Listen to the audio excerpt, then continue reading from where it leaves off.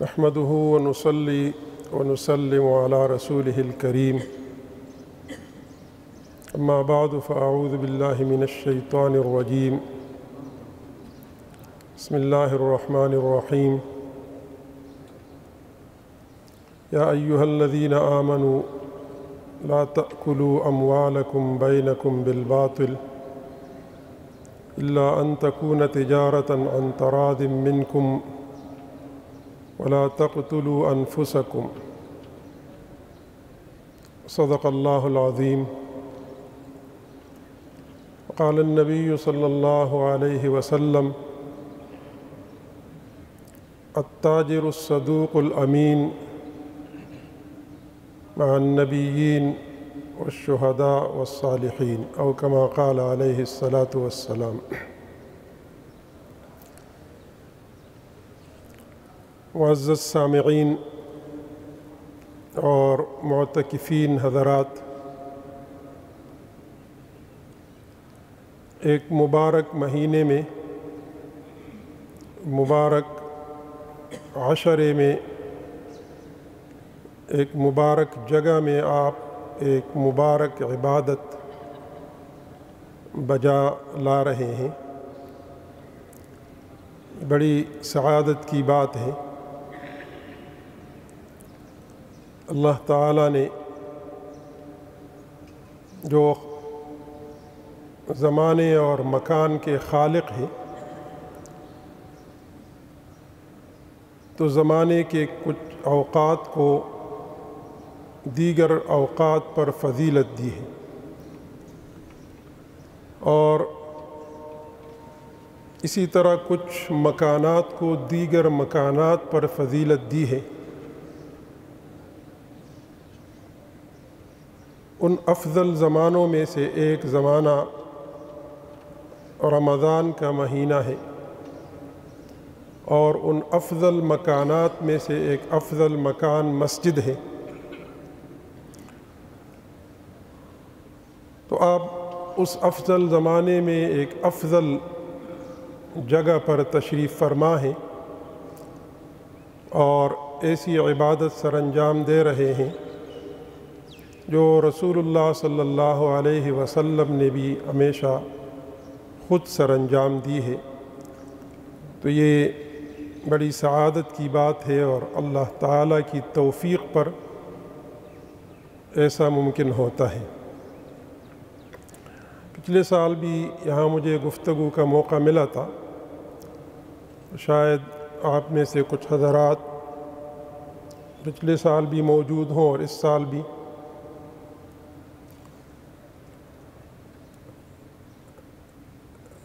مہینہ تو رمضان کا ہے اور عبادت آپ اعتکاف کی کر رہے ہیں، لیکن جو موضوع مجھے دیا گیا ہے بظاہر اگر دیکھا جائے تو اس کا اعتکاف سے یا پھر اس مہینے کے جو موضوعات ہیں اس سے کوئی تعلق نہیں.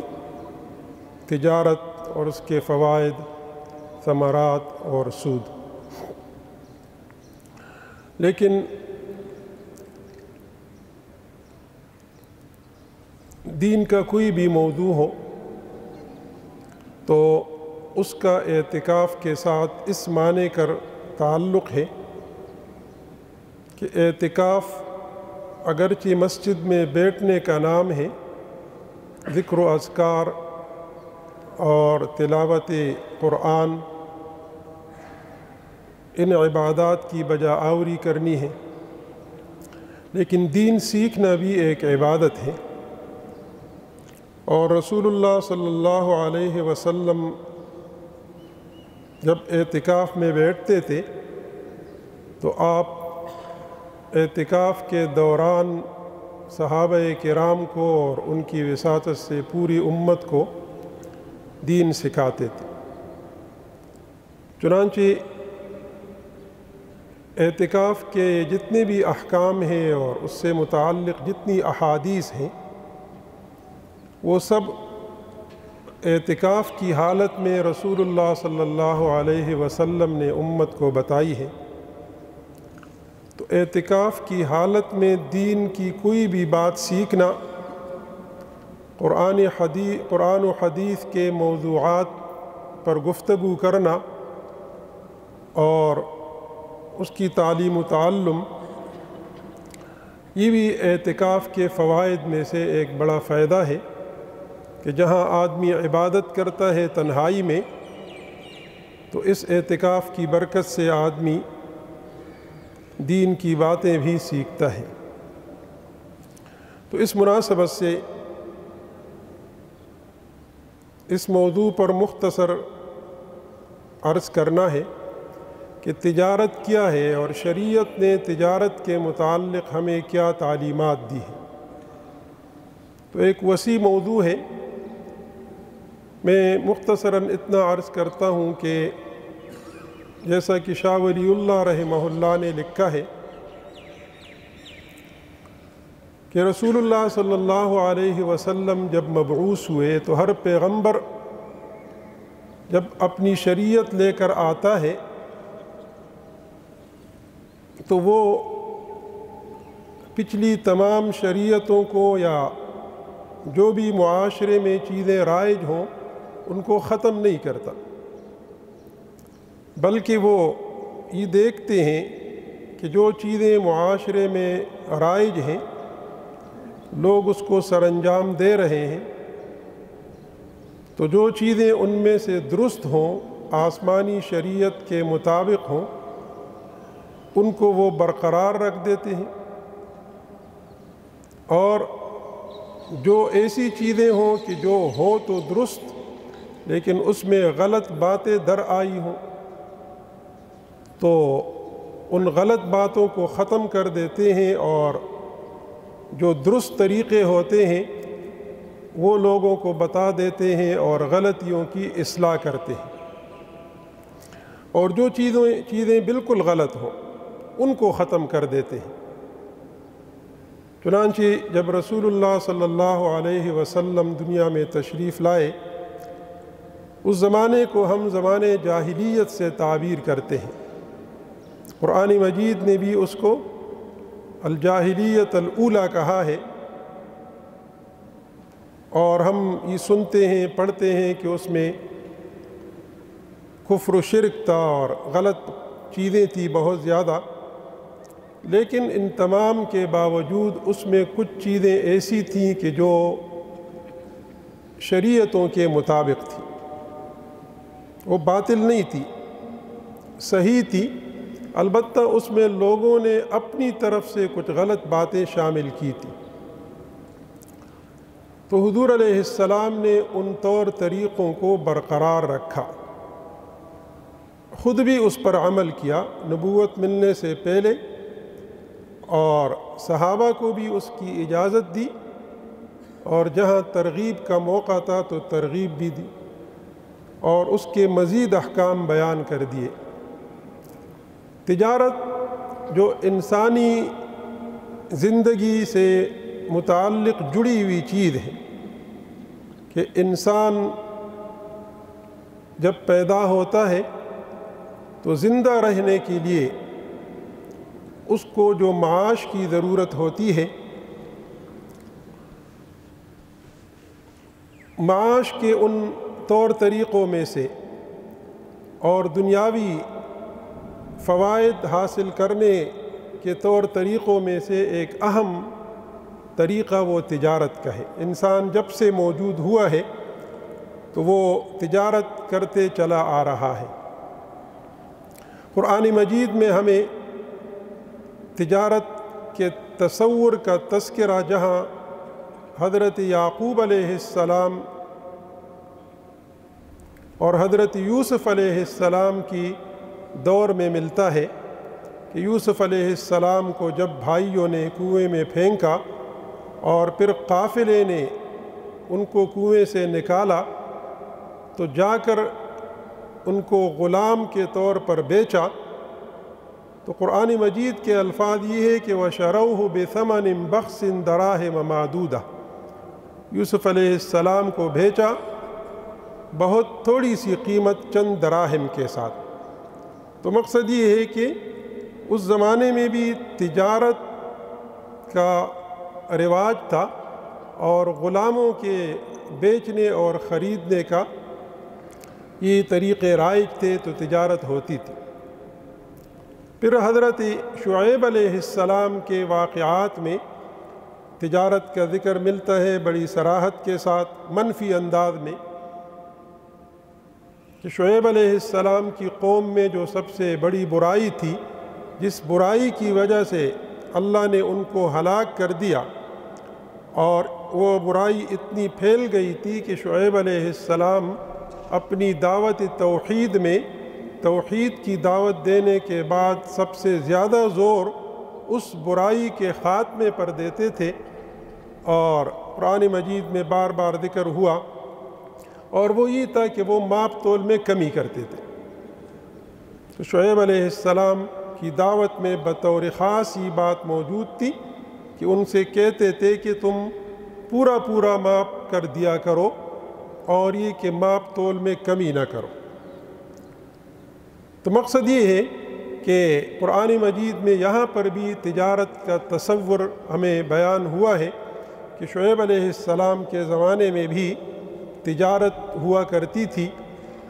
تو تجارت، جس کا مطلب یہ ہے، تجارت کا مفہوم ہم سب جانتے ہیں، چیزیں لینا، خریدنا اور بیچنا، خواہ وہ اجناس کے بدلے میں اجناس ہو، جیسے پہلے زمانے میں عموماً تھا جب کرنسی کا اتنا زیادہ رواج نہیں تھا، کہ کسی کو گندم کی ضرورت ہوتی تھی تو وہ جو دے کر گندم خریدتا، اور کسی کو چاول کی ضرورت ہوتی تو وہ گندم دے کر چاول خریدتا۔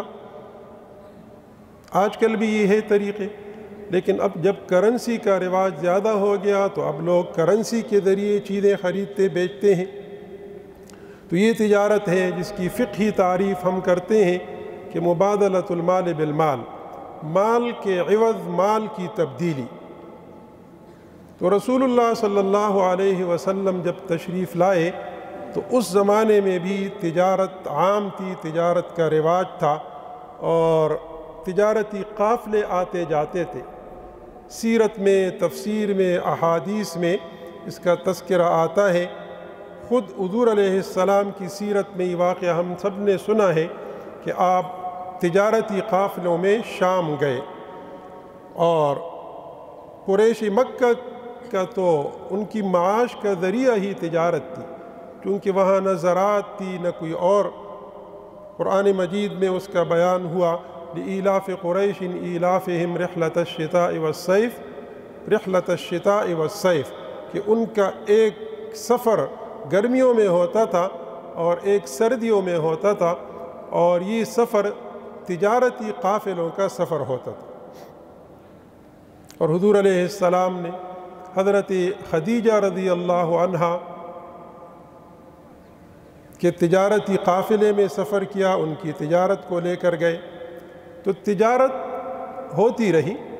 حضور علیہ السلام نے آ کر ان تجارتی طور طریقوں کو برقرار رکھا، ختم نہیں کیا۔ صحابہ کرام بعض چیزوں کا تذکرہ کرتے ہیں کہ جب حضور علیہ السلام تشریف لائے تو ہم یہ کام اس طرح کیا کرتے تھے، تو آپ نے ہمیں اس بارے میں ہمیں رہنمائی دی۔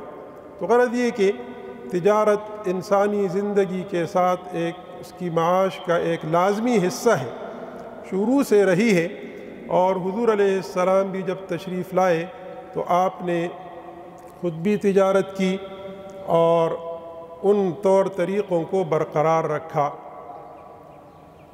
البتہ اس میں جو غلط چیزیں آ گئی تھی اس کی اصلاح کر دی اور اس کو درست کر لیا۔ قرآن مجید کی جو آیت کریمہ میں نے پڑھی ہے، سورہ نساء کی آیت ہے، اس میں بھی اللہ تبارک و تعالی نے یہی ارشاد فرمایا ہے، یا ایھا الذین آمنوا لا تأکلوا اموالکم بینکم بالباطل الا ان تکون تجارتا عن تراض منکم، کہ ایمان والو ایک دوسرے کا مال باطل طریقے سے نہ کھاؤ، مگر یہ کہ تجارت کے ذریعے سے ہو، اور وہ تجارت باہمی رضامندی سے ہو۔ تو بنیادی تصور تجارت کا یہ ہے کہ انسان کو مال کی ضرورت ہوتی ہے۔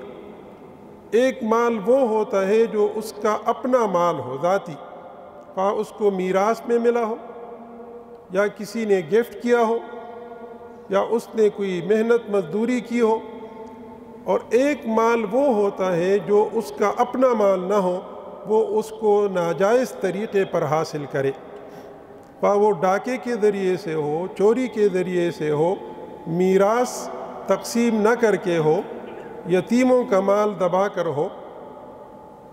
اور جیسے انسان تجارت کرتا ہے تو اسی طرح انسانوں کے اندر یہ باطل طریقے سے مال کا حصول، اس کا بھی سلسلہ شروع سے چلا آ رہا ہے۔ اس لیے دو چیزیں ہو گئی، ایک یہ کہ ناجائز طریقے سے مال کمانا، اور دوسرا یہ کہ جائز طریقے سے مال کمانا۔ قرآن نے اس آیت میں یہ بیان کر دیا کہ ایک ہے باطل طریقے سے مال کمانا اور ایک ہے جائز طریقے سے، اور جائز طریقے کو عنوان تجارت کا دیا۔ لا تأکلوا اموالکم بینکم بالباطل، آپس میں ایک دوسرے کا مال باطل طریقے سے نہ کھاؤ، جائز طریقے سے کھاؤ۔ اور وہ جائز طریقہ کیا ہے؟ الا ان تکون تجارتا عن تراض منکم، مگر یہ کہ تجارت ہو اور تجارت میں باہمی رضامندی ہو، زور زبردستی نہ ہو۔ تو تجارت کو قرآن مجید نے جائز طریقے سے مال کمانے کا ذریعہ بتا دیا۔ اب یہ تجارت مال کو جائز طریقے پر کمانے کا ایک عنوان اور طریقہ ہے، اور ظاہر ہے کہ اس کے فوائد اور ثمرات ظاہر ہے کہ ہر وہ کام جو محنت مزدوری سے ہو اور محنت مزدوری کے وہ طریقے جائز ہوں۔ محنت مزدوری تو ہر شخص کرتا ہے، بھیک مانگنے والی بھی محنت کرتا ہے، وہ بھی مشقت اٹھاتا ہے، ڈاکہ ڈالنے والا بھی محنت کرتا ہے اور مشقت، بلکہ اس کی مشقت زیادہ خطرناک ہوتی ہے، اس میں تو جان جانے کا بھی خطرہ ہوتا ہے۔ تو یہ نہیں ہے جیسے عموماً ہم کہہ دیتے ہیں کہ میں نے اپنی محنت مزدوری سے کمایا۔ اکثر سودی معاملات کے جواز کے لیے جو ہم اپنی دلائل پیش کرتے ہیں تو کہتے ہیں کہ میں تو محنت کرتا ہوں۔ کوئی آدمی کسی سودی ادارے میں ہو سودی طریقے سے، اور جب ان سے کہا جائے کہ ناجائز ہے تو کہتے ہیں میں تو محنت مزدوری کرتا ہوں۔ محنت مزدوری ہے، لیکن وہ محنت مزدوری جو جائز طریقے سے ہو۔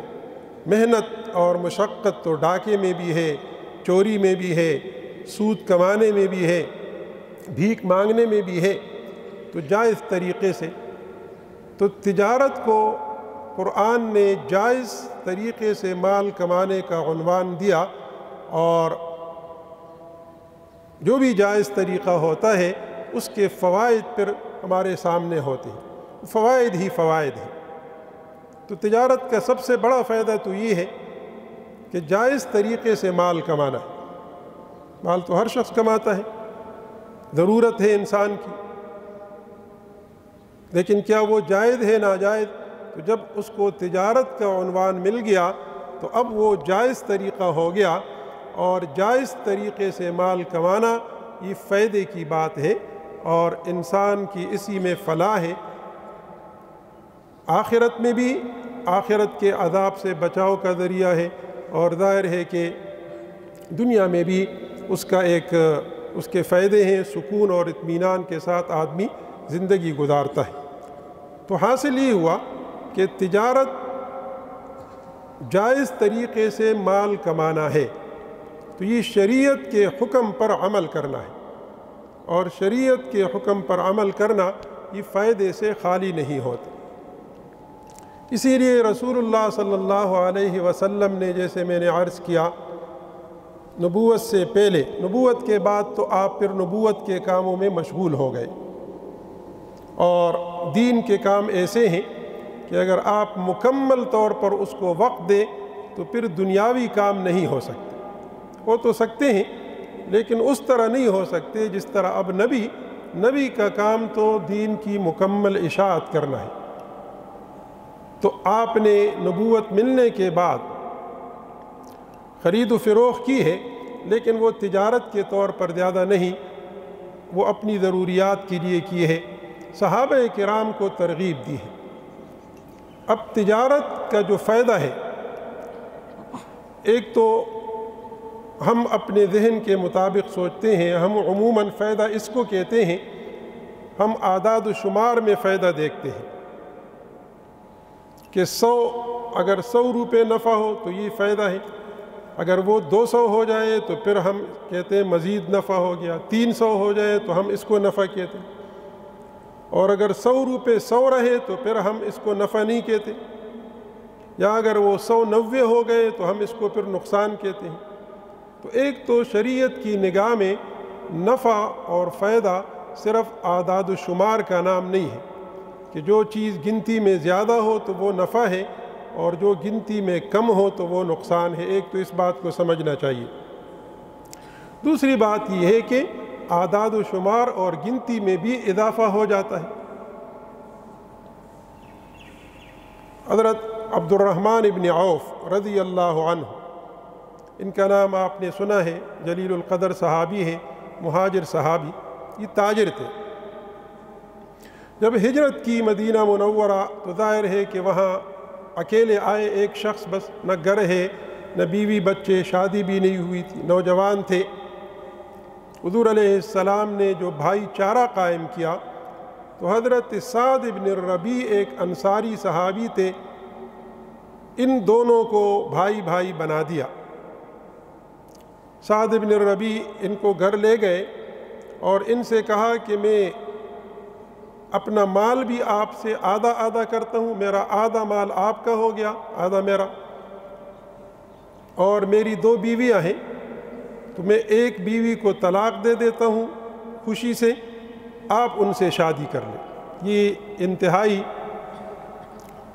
ایثار کا جو اعلیٰ جذبہ ہے، اور اسی جذبے کے تحت انصار کو انصار کا لقب مل گیا، اور اللہ تعالیٰ کو ان کا یہ جذبہ اتنا پسند آیا کہ ان کی تعریف قرآن میں جا بجا کی، ان کے اس عمل کی۔ تو حضرت عبد الرحمن ابن عوف نے ان سے کہا، شکریہ ادا کیا اور کہا کہ نہیں، نہ مجھے آپ اپنا مال دے اور نہ بیوی کو چھوڑے، بس مجھے ایک کام کرے۔ فرمایا کہ دلونی علی السوق، دلونی علی السوق، بخاری شریف کی روایت، مجھے ذرا بازار کا راستہ بتا دیجیے، بالکل نئے تھے، مارکیٹ کا راستہ بتا دیجیے۔ بنو قینقاع جو یہودی قبیلہ تھا، ان کا ایک بازار تھا، انہوں نے بتا دیا کہ یہ ہے بازار کا راستہ۔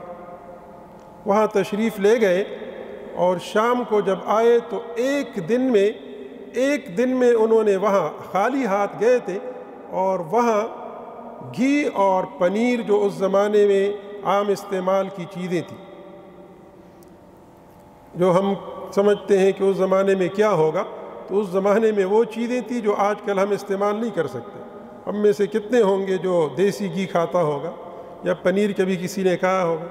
اس زمانے کی چیزیں تو اب ملتی نہیں ہیں۔ تو بہرحال دیسی گھی اور پنیر لے کر کسی سے اور اس میں تجارت کی، اور پہلے دن نفع کمایا،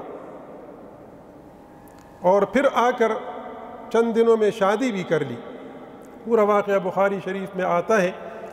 حضور علیہ السلام کے ساتھ صبح کے وقت ملے تو کچھ خوشبو کے اثرات تھے، تو حضور نے پوچھا یہ کیا ہے؟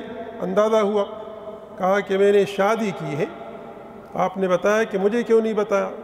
اور بہرحال دعائیں دی۔ تو ایک ہی دن میں تجارت بھی کر لی اور پھر شادی بھی ہو گئی، اور اس طرح وہ پھر امیر صحابہ کرام میں ان کا نام سامنے آیا۔ یہ سب تجارت کی برکت سے ہوا۔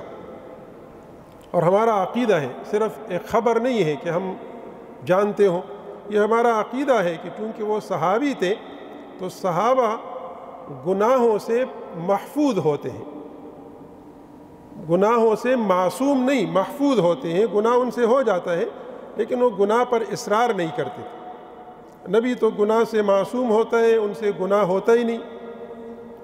عام امتیوں سے گناہ ہو جاتا ہے، صحابہ سے بھی، تو ہم میں اور صحابہ میں پھر فرق کیا کہ ہم اسی گناہ پر اڑے رہتے ہیں، چھوڑتے نہیں، توبہ نہیں کرتے، زبان سے تو کہتے ہیں لیکن گناہ نہیں چھوڑتے۔ صحابہ کرام سے جب گناہ ہو جاتا تو اور پتہ چلتا کہ گناہ ہے تو فوراً توبہ کر لیتے۔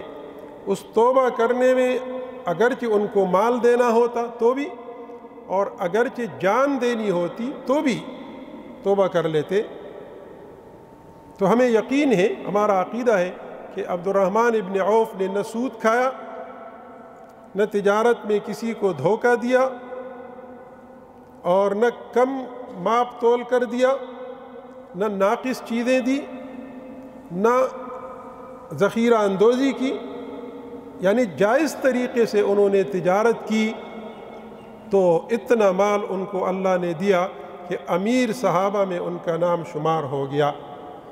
تو یہ ہے تجارت کے وہ فائدے کہ بالکل خالی ہاتھ تھے، لیکن تجارت کے ذریعے اللہ نے ان کو فائدے دیے، دنیاوی فائدے بھی دیے، اور پھر صحابہ نے اپنا مال آخرت کے کاموں میں بھی استعمال کیا، خرچ کیا، تو ظاہر ہے کہ یہ اس کے وہ دنیاوی اور اخروی فائدے ہیں۔ تو غرض یہ کہ حضور علیہ السلام نے نبوت سے پہلے خود تجارت کی، اور نبوت ملنے کے بعد اپنے صحابہ کو تجارت کی ترغیب دی، اور ان کو تجارت کے طور طریقے بھی بتائے۔ مثلا ایک صحابی ہے حضرت صخر ان کا نام ہے، وہ راوی ہے کہ حضور علیہ السلام نے یہ دعا فرمائی کہ اللہم بارک لامتی فی بکورہا، کہ اے اللہ میری امت کو برکت دے ان کے سویرے کے کاموں میں، میری امت کو برکت دے فی بکورہا، ان کاموں میں جو وہ صبح جلدی سویرے کرتے ہیں۔ تو یہ صحابی فرماتے ہیں کہ خود حضور علیہ السلام کا طریقہ بھی یہ تھا کہ جب آپ سفر پر جاتے، اور ظاہر ہے کہ آپ کے تمام اسفار وہ جہاد کے اسفار تھے، ہجرت کا سفر، پھر جہاد کے اسفار، یا پھر حج کا سفر، تو سویرے جاتے۔ اور یہ اپنا کہتے ہیں کہ میں تاجر آدمی تھا، تو جب میں نے یہ دعا سنی اور مجھے یقین تھا کہ حضور علیہ السلام کی دعا قبول ہوتی ہے، تو میں اپنے تجارتی قافلوں کو صبح سویرے روانہ کرتا تھا۔ میں اپنے تجارتی قافلوں کو صبح سویرے روانہ کرتا تھا، تو اللہ پھر مجھے ان قافلوں میں بہت زیادہ فائدہ دیتے، برکت دیتے۔ اب یہ ایک طریقہ بتا دیا کہ تجارت کرنی ہو تو آدمی سویرے کام کرے۔ اب بظاہر تو یہ معمولی سی بات لگتی ہے کہ ایک آدمی صبح اٹھ کے دکان کھولتا ہے اور دوسرا 12 بجے کھولتا ہے، کوئی ایسی بات نہیں بظاہر، لیکن آپ دیکھ رہے ہیں کہ ہمارے ملک کا اس وقت سب سے بڑا مسئلہ کیا ہے؟ بجلی کا بحران ہے، توانائی کا بحران ہے، اور اس کے لیے جب ہم غیر مسلم ممالک کو دیکھتے ہیں تو ان کے طور طریقے یہ ہے کہ وہ صبح کی روشنی کے ساتھ ان کی تجارت شروع ہوتی ہے، اور شام جو ہی اندھیرا پھیلنا شروع ہے تو بند ہو جاتی ہے۔ تو ہم اس چیز کو یہاں اپنے ہاں نافذ نہیں کر سکتے۔ کتنی حکومتیں اعلان کرتی ہیں اور فیصلے کرتے ہیں، لیکن کچھ نہیں ہوتا، اور اس کا پھر اتنا بڑا نقصان کہ ہمیں توانائی کا بحران رہتا ہے، اور کتنی چیزوں میں ہمیں نقصان ہوتا ہے۔ غیر مسلم ممالک میں جائے، افریقہ کے غریب ممالک میں آپ وہاں جائے، بالکل غریب، صبح سحری کے وقت وہ غیر مسلم پیدل چلتے ہیں اور کام کے لیے جاتے ہیں، اور جو ہی عصر کا وقت ہوتا ہے تو مغرب سے پہلے وہ ان کا کاروبار بند ہو جاتا ہے۔ لیکن ہم جبکہ شریعت کی تعلیم ہے، اور اس کی وجہ سے پھر ہماری عبادات بھی متاثر، شام کی نمازیں، تراویح کی نماز، اور یہ عبادت کی جو راتیں ہیں یہ پھر ہماری مارکیٹوں میں گزرتی ہیں۔ تو غرض یہ کہ حضور علیہ السلام نے ان کو یہ طریقہ بھی بتایا کہ دعا کی کہ میری امت کے لیے سویرے کے کاموں میں برکت ڈالے۔ جیسا کہ میں نے عرض کیا کہ تجارت جائز کام ہے، تو اس لیے اب تجارت کو جائز طریقے سے سر انجام دینا ہے۔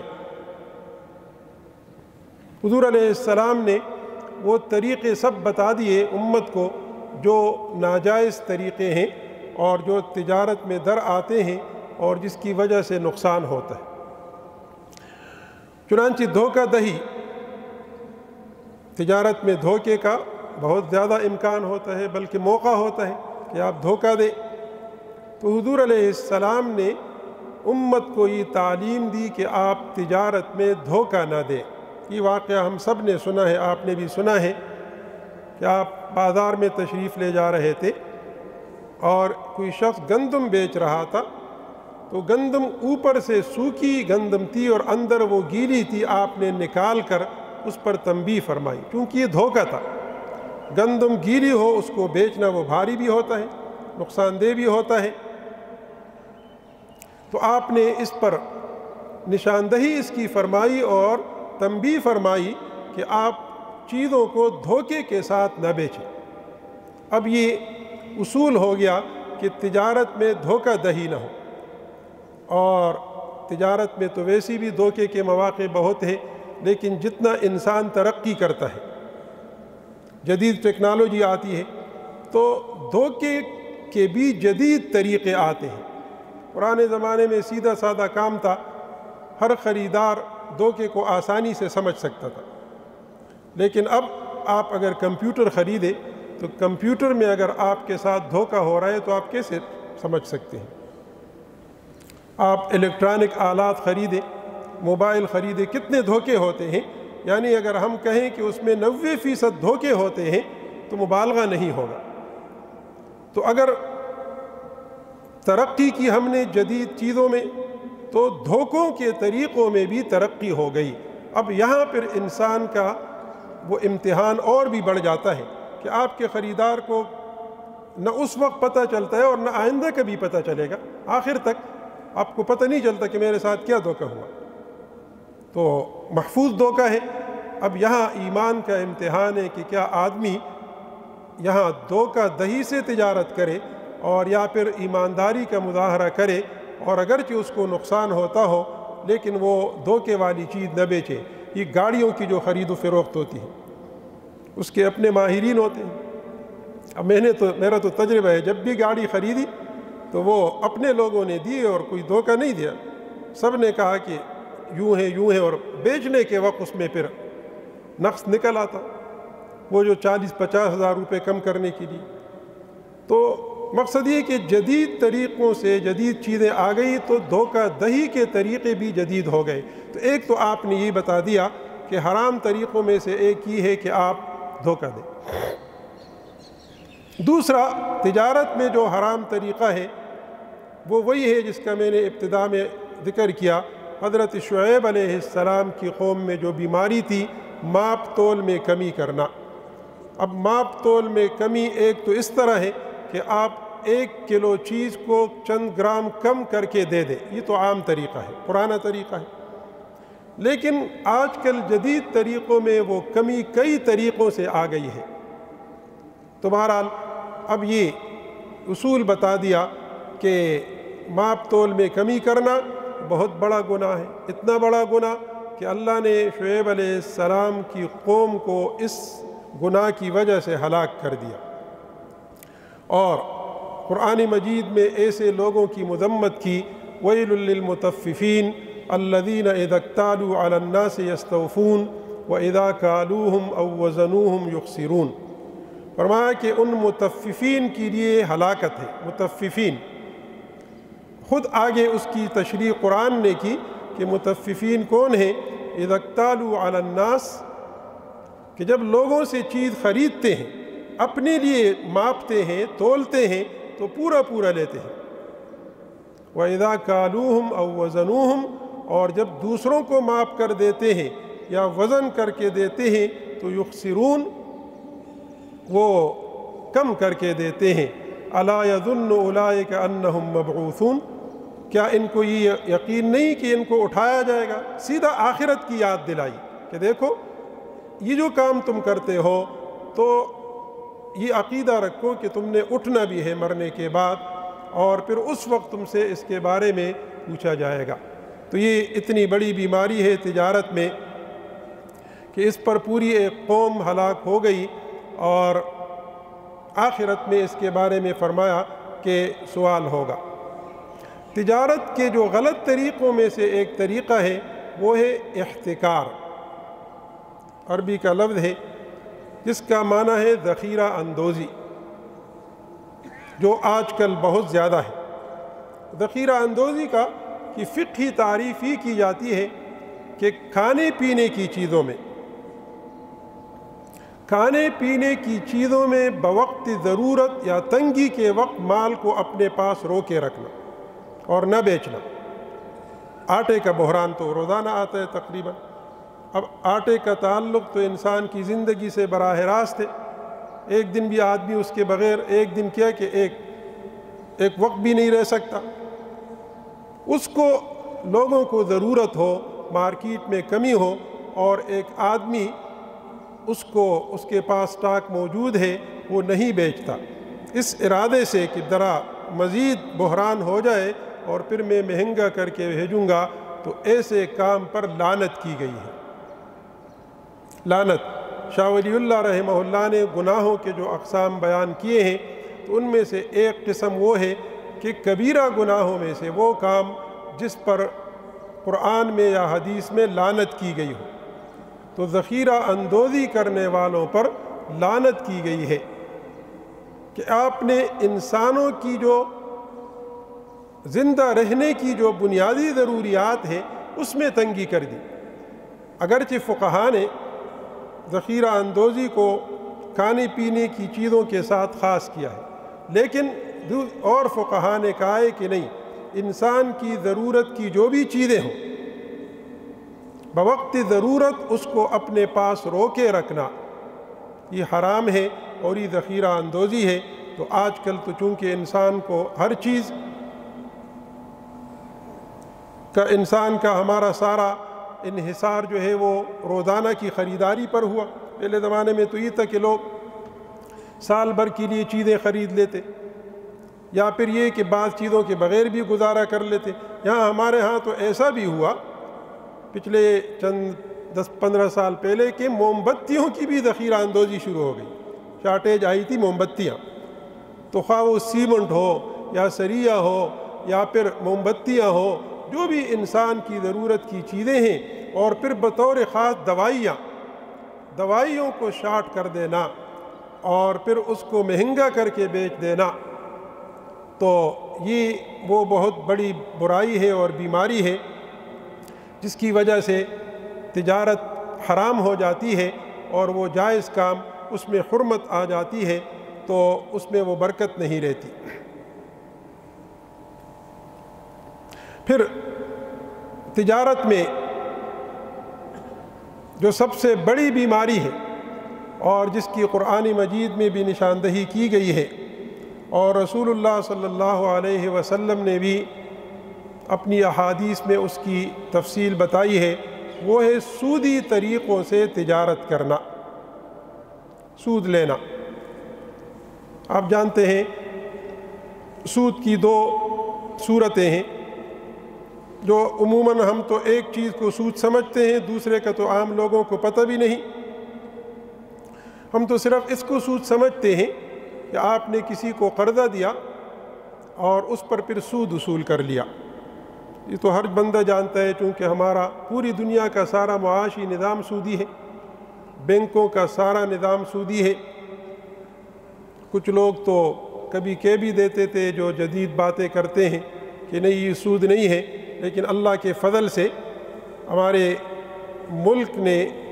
ملک کے آئینی اداروں نے، عدالتوں نے 3 مرتبہ اس بات کی تصدیق کر دی کہ ہاں بینکوں کا سود ہے۔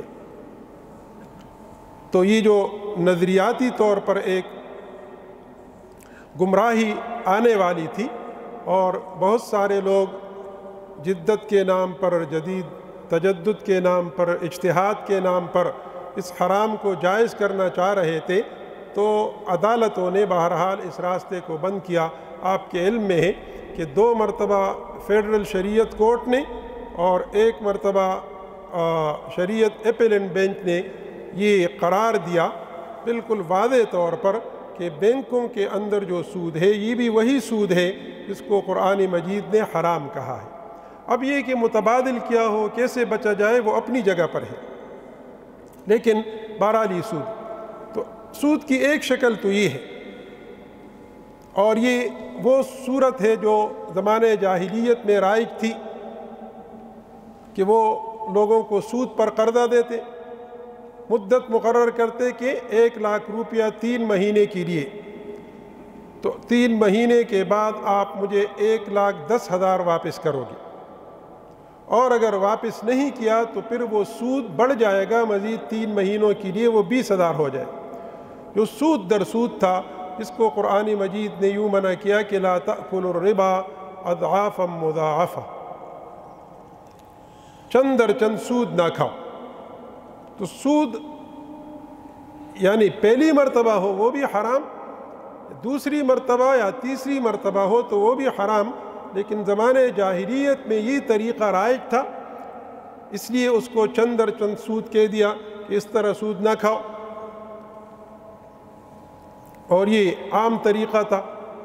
حضور علیہ السلام نے جب حجۃ الوداع میں سود کی حرمت کا اعلان کر دیا تو اس میں یہ اعلان بھی کیا کہ سب سے پہلا سود جس کو میں ختم کر رہا ہوں تو وہ اپنے چچا حضرت عباس کے سودی معاملات ہیں۔ تو حضرت عباس امیر آدمی تھے، پیسوں والے تھے، حضور علیہ السلام سے عمر میں بڑے بھی تھے، تو آپ نے از خود ان کے سودی معاملات کو ختم کرنے کا اعلان کیا۔ تو مقصد یہ کہ زمانے جاہلیت میں سودی معاملات عام تھے، اور چونکہ یہ تو سن 9 ہجری میں ہوا، 10 ہجری میں آخر میں، تو گویا کہ اسلام کے اکثر زمانے میں بھی یہ طور طریقے رائج تھے۔ اسی کو قرآن مجید نے اس کی حرمت یوں بیان کر دی کہ یا ایھا الذین آمنوا اتقوا اللہ وذروا ما بقی من الربا ان کنتم مؤمنین، کہ اے ایمان والو اللہ سے ڈرو اور جو تمہارا بقیہ سود ہے، جو سود ابھی تم نے لینا ہے، اس کو چھوڑ دو اگر تم مومن ہو، کہ ایمان کا تقاضا ہے۔ اور پھر فرمایا کہ فَإِن لَّمْ تَفْعَلُوا فَأْذَنُوا بِحَرْبٍ مِّنَ اللَّهِ وَرَسُولِهِ، اور اگر نہیں کرو گے تو پھر اللہ اور رسول کی طرف سے جنگ کے لیے تیار ہو جاؤ۔ تو اللہ اور رسول کی جنگ اس طرح نہیں ہوتی کہ ٹینک آ کر ہماری اوپر چڑھائی کرے، وہ جو کوڑا برستا ہے جو ہمیں نظر نہیں آتا وہ جنگ ہے اللہ کی طرف سے، اور کوڑے ہمارے اوپر برس رہے ہیں۔ سب سے بڑا کوڑا کیا ہے؟ آپس کے اختلافات، خاص کر ہمارے جو بڑے ہیں، آپس کے اختلافات جو نام ان کا ختم ہونے کا نام ہی نہیں آ رہا ہے، اس کی وجہ سے ملک اور عوام متاثر ہو رہے ہیں۔ پھر مہنگائی کا کوڑا ہے، بے حیائی کا کوڑا ہے، سودی قرضوں کا کوڑا ہے کہ ہم نے غیر دیگر ممالک سے قرضے لیے، اور اس کی وجہ سے اس وقت ہمارے جتنے بھی مسائل ہیں ان کی بنیاد وہی سودی قرضے ہیں۔ تو یہ وہ اللہ کا کوڑا ہے، اللہ کی طرف سے وہ جنگ ہے جس کے ہم شکار ہو رہے ہیں۔ اور پھر آسمانی آفتیں اور زمینی آفتیں، یہ تو اللہ کا فضل ہے کہ بہرحال عوام میں یہ شعور ہے، اور عوام میں اکثریت وہ ان چیزوں سے بچتی ہے، عبادات کا اہتمام کرتے ہیں لوگ، اور حرام سے بچتے ہیں، تو کچھ بچت ہے، ورنہ اجتماعی طور پر تو بعض چیزوں میں ہم نے انتہا کر دی، اس میں سودی نظام بہرحال ہے۔ تو سود کی ایک شکل یہ ہے، ایک ہے تجارتی طور طریقوں میں سود کرنا، وہ ذرا فقہی تفصیلات اس کی ہے، اور اس کی ایک صورت جو آسان میں آپ کو، کیونکہ وہ ہمارے ہاں رائج نہیں ہے لیکن وہ بھی سودی صورت ہے، حدیث میں ان کو بیان کیا گیا کہ مثلاً ایک آدمی کسی کو گندم دے، 1 من گندم دے کر وہ 2 من گندم لے لے، تو یہ سود ہے۔ یعنی ایک جیسی چیز کو زیادتی کے ساتھ اس کی خرید و فروخت، یہ سود ہے۔ اس میں پھر سونے کی جو تجارت ہے وہ ذرا ٹیکنیکل چیزیں ہیں، سونے کے تاجر وہ ضرور مسائل پوچھیں کہ سونے کی تجارت میں، چونکہ اس میں قرض کی جب صورت آتی ہے تو جو چیزیں نقد ہو تو وہ جائز ہوتی ہیں، اور اگر وہ قرض کی شکل ہو جائے تو پھر ناجائز ہوتی ہے۔ تو اس میں ذرا باریک صورتیں ہیں۔ جو لوگ سونے کا کاروبار کرتے ہیں باقاعدہ، یا باقاعدہ تو نہیں کرتے لیکن بہرحال سونا لیتے ہیں، کچھ عرصے بعد بیچتے ہیں، یا باہر سے سونا لاتے ہیں، تو ان کو ضرور پوچھنا چاہیے مفتیان کرام سے کہ میں اس طریقے پر سونے کی خریداری اور فروخت کا کام کرتا ہوں تو کیا یہ جائز ہے یا ناجائز۔ تو تجارت میں بھی سودی طریقے ہیں، البتہ اس کی ایک عام شکل ہے جو عام بھی رائج ہے کہ مثلا عیدی کے نام پر لوگ نئے نوٹ خریدتے ہیں، اس کا یہ حل وہ کرتے ہیں کہ آپ نے 100 روپے کا نوٹ دے دیا اور آپ کو 95 روپے دے دیے، یہ بھی سود کی ایک شکل ہے۔ اس کے پھر جائز کرنے کے طریقے ہیں تو معلوم کرنا چاہیے۔ تو عرض کرنے کا مقصد یہ تھا کہ تجارت کے اندر سودی طریقے، اس سے بھی حضور علیہ السلام نے خبردار کیا، 6 چیزوں کا ذکر کیا کہ یہ اس طرح بیچنا سود ہے اور اس طرح بیچنا یہ سود نہیں ہے۔ تو سودی طور طریقوں سے، حرام طریقوں سے تجارت کرنا، اس سے منع کر دیا۔ پھر تجارت میں ایک اور اہم چیز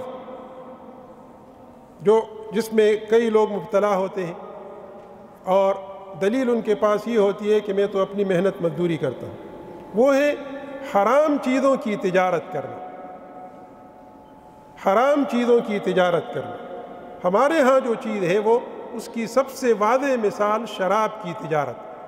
سور تو ہم لوگ کھاتے نہیں اللہ کے فضل سے، یہاں سور کی تجارت تو کوئی نہیں کرتا، لیکن حرام چیز کی تجارت کرنا، اس میں سب سے نمایاں چیز جو ہمارے ہاں رائج ہے وہ ہے شراب کی تجارت کرنا۔ حدیث میں صاف الفاظ میں حضرت عائشہ کی روایت ہے کہ آپ نے خمر کے اندر یعنی شراب کے اندر تجارت کو حرام کر دیا۔ تو حرام چیز خریدنا اور حرام چیز بیچنا، جبکہ اس کا استعمال بھی حرام کاموں کے لیے ہو، تو یہ بہت اہم چیز ہے۔ اس کو سامنے رکھنا چاہیے کہ آدمی جو کام کرے، تجارت کرے، تو اس میں اس بات کی رعایت بہرحال رکھے۔ میں آخری بات کرتا ہوں کہ تجارت جائز ہے، اور اگر عبادت کے طور پر آدمی کرے جائز طریقے سے تو اس پر ثواب ملتا ہے۔ امام محمد رحمہ اللہ کا، امام محمد ہمارے احناف کے ائمہ میں بہت بڑے امام گزرے ہیں۔ امام ابو حنیفہ کے وہ شاگرد ہیں کہ فقہ حنفی کو انہوں نے تحریر میں لا کر محفوظ کر دیا، 6 کتابیں لکھی۔ تو انہوں نے جب کتاب البیوع پر کتاب لکھی جس میں خرید و فروخت کے طریقے بتائے، تو مفہوم اس کا یہ بنتا ہے، وہ یہ بتانا چاہتے ہیں کہ یہ میں نے یعنی ایک عبادت کا کام کر دیا، اور وہ مارکیٹوں میں، بازاروں میں جا کر چیزیں معلوم کرتے تھے، سوالات کرتے تھے، لوگوں سے پوچھتے تھے تاکہ پتہ چلے کہ کون سا کام جائز ہے، کون سا ناجائز۔ تو مقصد یہ ہے امام محمد کے قول کا کہ جائز طریقے پر بے کرنا یہ بھی عبادت ہے۔ صرف مسجد میں بیٹھ کر اللہ اللہ کرنا، نمازیں پڑھنا، وہ بھی عبادت، لیکن ایک آدمی اس کے بجائے بازار میں جاتا ہے اور وہ جائز و ناجائز کا پتہ چلاتا ہے، وہ مفتیان اور علماء کو یہ ترغیب بھی دی جاتی ہے کہ وہ بازاروں میں جا کر پتہ معلوم کر لے کہ تجارتیں کس طرح ہوتی ہیں۔ تو جائز طریقے سے بے کرنا، امت کی اس میں رہنمائی کرنا، یہ عبادت ہے۔ لیکن ایک چیز کا بہرحال خیال رکھنا چاہیے، صحابہ کرام کے واقعات میں آتا ہے کہ وہ جائز تجارت بھی اتنی زیادہ نہ ہو کہ آدمی کی عبادات متاثر ہو جائے، کہ آدمی تجارت کے پیچھے اتنا لگ جائے کہ وہ اپنی عبادات کو اور دینی زندگی کو متاثر کرے، باجماعت نماز نہ پڑھے، فرض روزے نہ رکھ سکے، کبھی وہ اعتکاف نہ کر سکے، حج عمرے پر اس لیے نہ جا سکے کہ تجارت میں نقصان ہوگا، بچوں کی تربیت نہ کرے۔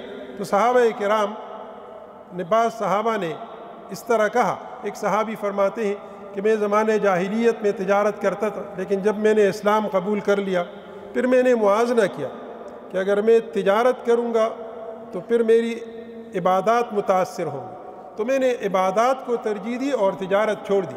تو یہ مطلب نہیں ہے کہ ہم تجارتیں چھوڑ دیں، لیکن تجارت کو ایک حد میں رکھیں، اس حد میں کہ اس کے ساتھ آپ کا دین متاثر نہ ہو، دینی زندگی متاثر نہ ہو، تو پھر ایسی تجارت میں فائدے بھی ہوتے ہیں۔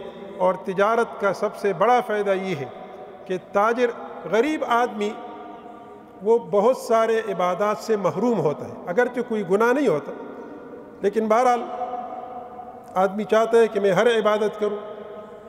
ایک بزرگ تھے ہندوستان کے، غریب آدمی تھے، ایک مرتبہ ان کو مدرسے کی طرف سے جو تنخواہ مل رہی تھی وہ جمع کرتے رہے پورا سال، خرچ نہیں کر رہے تھے۔ کسی نے پوچھا یہ کیا؟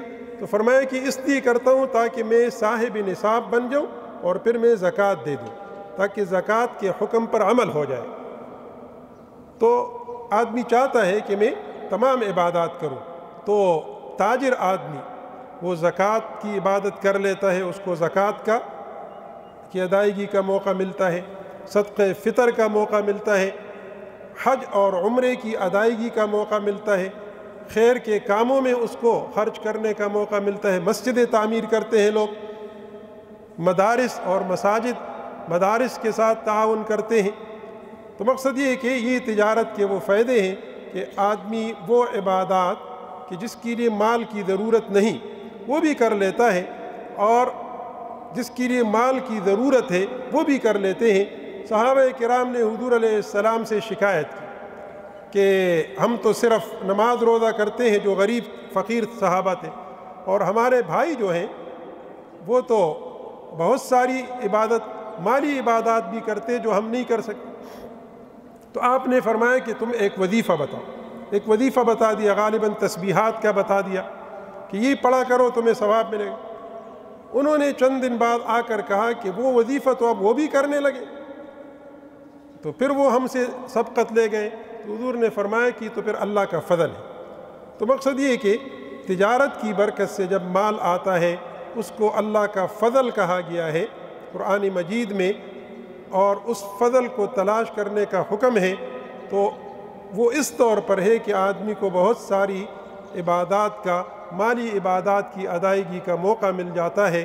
تو یہ اس حوالے سے یہ اس کے دینی فائدے بھی ہیں اور دنیاوی فائدے بھی ہیں۔ تو غرض یہ کہ تجارت شریعت کے حکم کے مطابق ہمیں کرنی چاہیے، لیکن حد کے اندر رہ کر، اور اس میں جائز طریقوں کو آدمی اختیار کرے، تو پھر اس کے دنیاوی فوائد بھی ہیں اور اخروی فوائد بھی ہیں۔ اللہ تعالی ہمیں عمل کرنے کی توفیق عطا فرمائے۔ وآخر دعوانا ان الحمد للہ رب العالمین۔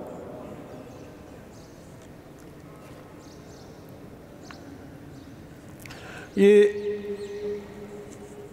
میں خود ہی پڑھوں جی اسلامی بینکاری کے بارے میں سوال کیا ہے۔ یہ تو تفصیلی مسئلہ بھی ہے اور تھوڑا سا نازک بھی ہے، تو میرا خیال یہ کہ آپ مفتیان کرام سے پوچھیں۔ جو حضرات علماء میں بھی اس کے جواز کے قائل ہیں، ہمارا سب سے بڑا نام مفتی تقی عثمانی صاحب کا ہے، وہ بھی اس بات کا اعتراف کرتے ہیں کہ کچھ چیزیں ایسی ہیں جو بہرحال ابھی تک ہم اس کی اصلاح نہ کر سکے، اور اس کی وجہ یہ ہے کہ چونکہ پوری دنیا کا نظام بینکوں کا وہ سودی ہے، تو ایک سودی چھتری کے نیچے آپ خالص اسلامی نظام کیسے نافذ کریں؟ تو اتنی بات تو بہرحال اس میں ہے۔ بہرحال ہر شخص پھر اپنے اطمینان قلبی کے مطابق کرے، اور جو معاملہ کرنا ہو تو کسی مفتی سے پھر پوچھ لیا کرے۔ سونا، جائیداد، ڈالر وغیرہ اس نیت سے رکھے جائیں کہ کچھ وقت گزرنے کے بعد مہنگا ہو جانے کی صورت میں بالکل جائز ہے، یہ ذخیرہ اندوزی میں نہیں ہے، لیکن جو ڈالر کو شارٹ کرتے ہیں تاکہ ڈالر کا ریٹ بڑھ جائے وہ گناہ ہے، حرام ہے، اور ظاہر ہے کہ وہ میں اور آپ نہیں کر سکتے، وہ جو بڑے بڑے ادارے ہیں اور بڑے لوگ ہیں وہ کرتے ہیں۔ ڈالر کے ریٹ بڑھانے کے لیے ایسا کرنا ناجائز، جس کی وجہ سے چیزیں مہنگی ہو اور تجارت پر اثر پڑے تو وہ ناجائز، باقی عام لوگ کر سکتے ہیں۔ بہت سارے سوالات ہیں۔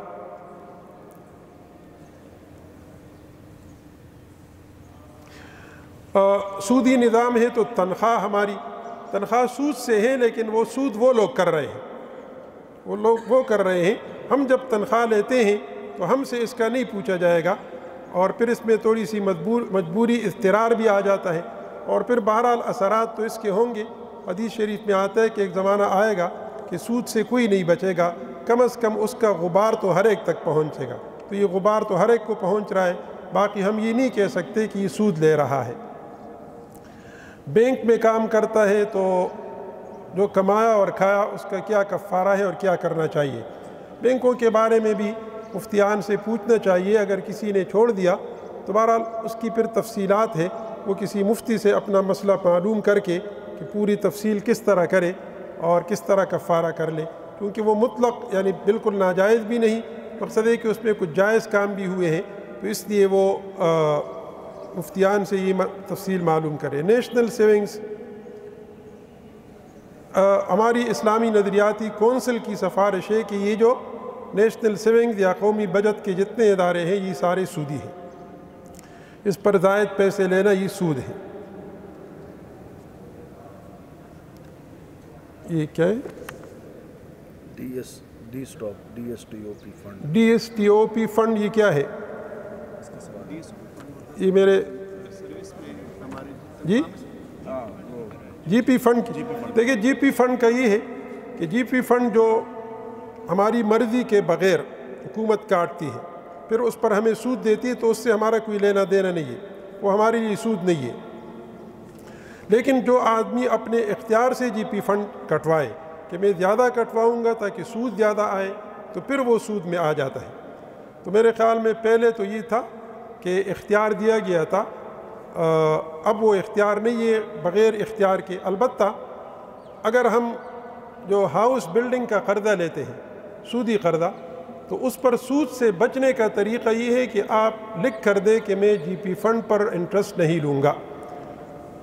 تو اب اگر ایک آدمی وہ سودی قرضہ لے اور جی پی فنڈ پر بھی پھر سود لے تو وہ سودی قرضہ اس کے لیے ناجائز ہو جائے گا۔ اس سے بچنے کا طریقہ یہ ہے کہ آپ جی پی فنڈ پہ پھر سود نہ لیں تو اس پر بھی سود نہیں دینا پڑتا۔ تو بہرحال جی پی فنڈ کا جو اس وقت ہے اگر ہمارے اختیار کے بغیر کٹتا ہے تو وہ سود میں نہیں آتا۔ اچھا، یہ ذرا فتوے سے متعلق چیزیں ہیں، فتویٰ دینا مشکل کام ہے، تو اس لیے میں بہت ساری چیزوں میں بتا رہا ہوں کہ مفتیان سے معلوم کریں، جو میں موٹی موٹی باتیں وہ بتا سکتا ہوں۔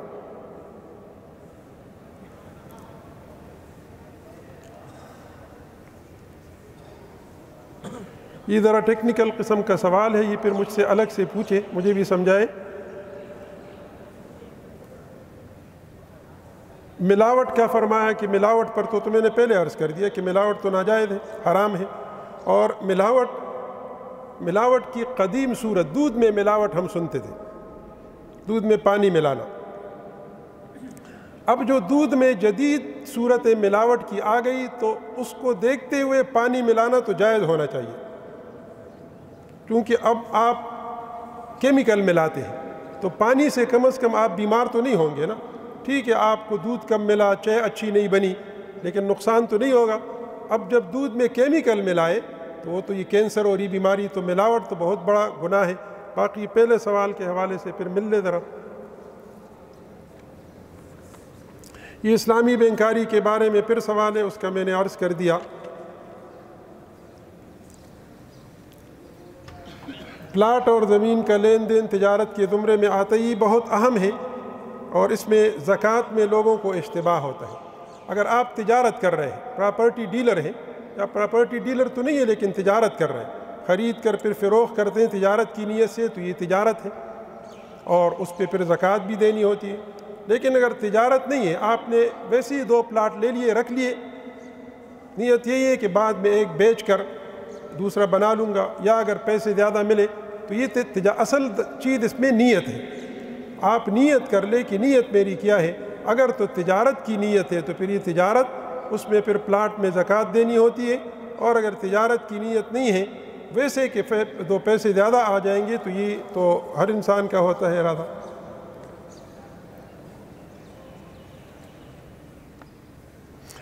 پاکستان ایک اسلامی نظریاتی ملک ہے، 70 سال سے ہمارے ملک میں سودی نظام معیشت ہے، آج تک اسلامی معیشت اور بینکاری نظام نافذ العمل کیوں نہیں ہو سکا؟ اس لیے کہ ہم نہیں کرنا چاہتے ہیں۔ اس میں ایک تو دنیا کا عالمی مالیاتی نظام ہے، اس میں تو ٹھیک ہے کسی حد تک ہم مجبور ہیں، اور ہم نے اپنے آپ کو مزید مجبور کر دیا سودی قرض لے کر۔ لیکن کچھ چیزیں ایسی ہیں جس کو تو ہم بہت آسانی سے وہ کر سکتے ہیں، اس میں ہم پر کسی باہر کی قوت کا وہ نہیں ہے، لیکن ہم اپنا ایک پیسہ بھی نقصان کا رسک نہیں لینا چاہتے۔ مثلا یہ جی پی فنڈ پر ہم جو پیسے دیتے ہیں، جی پی فنڈ آپ تنخواہ سے کاٹتے ہیں اور پھر اس پر انٹرسٹ دیتے ہیں۔ آپ اس کو انٹرسٹ کیوں کہہ رہے ہیں؟ خواہ انٹرسٹ کا ہے۔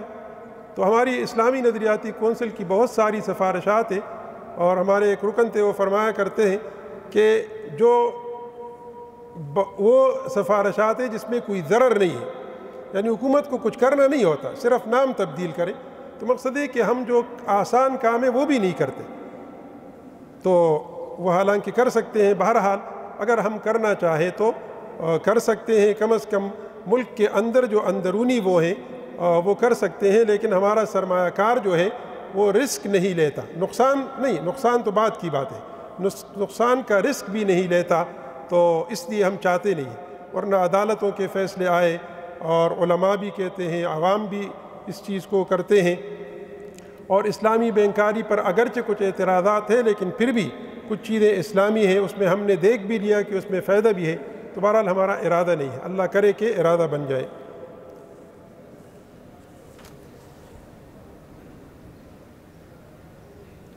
یہ بھی بینکوں سے متعلق ہے، بینک ملازمین مکان کے لیے ادارے سے قرض لیتے ہیں، کیا یہ جائز ہے؟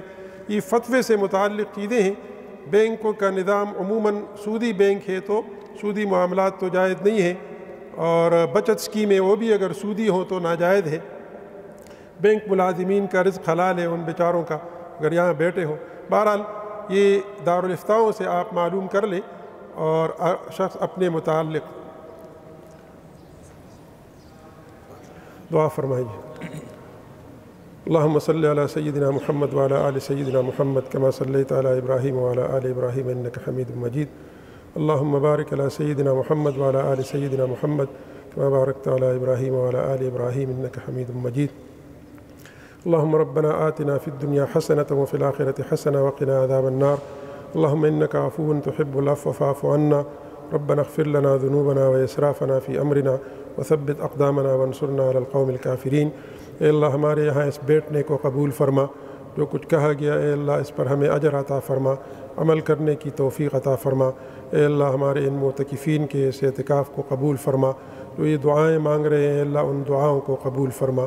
اے اللہ ہماری مغفرت فرما، دنیا اور آخرت کی کامیابیاں عطا فرما۔ اے اللہ ہمیں رزق حلال عطا فرما، رزق حرام سے ہماری حفاظت فرما۔ اے اللہ ہمارے کاروبار میں، تجارتوں میں، ملازمتوں میں برکتیں عطا فرما۔ اے اللہ ہماری دعاؤں کو قبول فرما۔ وصلی اللہ تعالی علی خیر خلقی محمد وآلہ وصحبہ اجمعین برحمتک یا رب۔